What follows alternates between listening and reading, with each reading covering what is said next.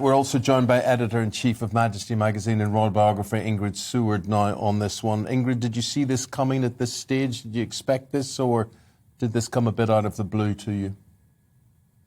Well, certainly it came a bit out of the blue because we were expecting the next thing to happen was the deposition, which Virginia's lawyers were very, very keen to get done. You know, her lawyer was coming over here. He's never met Prince Andrew before. I think he was rather looking forward to meeting him from the way he sounded when he gave a couple of interviews. But anyhow, none of that is going to happen now. And I think Andrew's lawyers were very, very wary about letting him say anything anymore.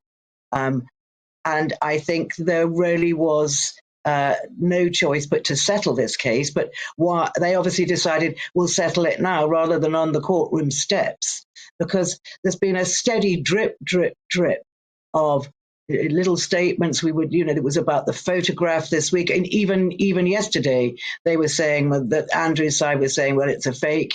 Virginia's side was saying, well, I can't find the original.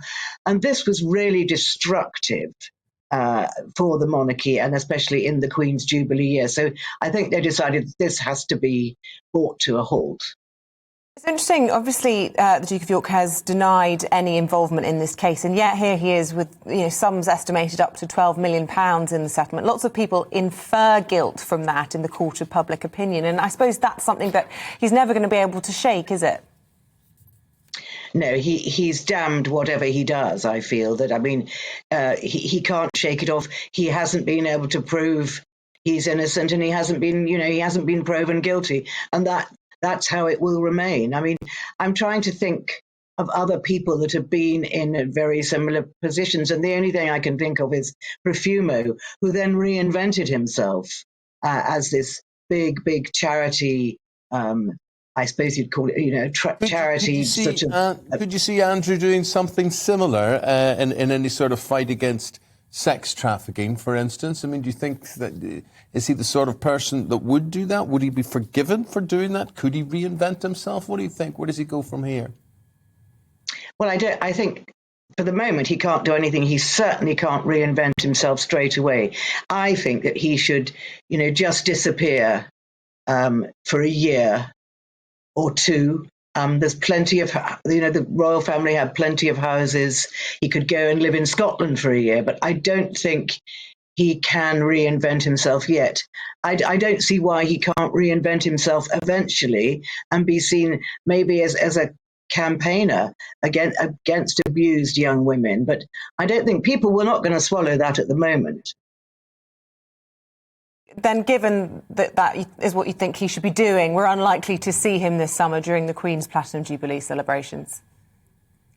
Well, Andrew has a habit of appearing just when he's not wanted, but I feel that his brother, the Prince of Wales, has said, look, I mean, I'm imagining this conversation, we will help you. My mother, our mother and I will help you with this finance, but in return you have to really, really keep a low profile. No TV interviews, no magazine interviews, just completely quiet and disappear as much as you can. I think that he will be at his father's memorial, which I think indeed he should be, and that's at the end of the March. But after that, I think he should just not be seen, not to be hanging around on the edges of the royal family, because that would be very humiliating for everybody. Seeing pictures of them there at Royal Ascot, including social events like that, do you think? I think so. I think he's really, he's just got to disappear. And you can't disappear if you're going to things like Royal Ascot. And I don't think we'll see him. I don't think we should see him anyway. And I don't think we will. And he's got his ex-wife to look after him. Now it's her turn to do a bit of payback, because during her scandals, he really, really looked after her and supported her. And now it's her turn to do that. And I really feel that she will. Ingrid, we've got to leave it there. Thank you very much indeed. Royal commentator Ingrid Seward.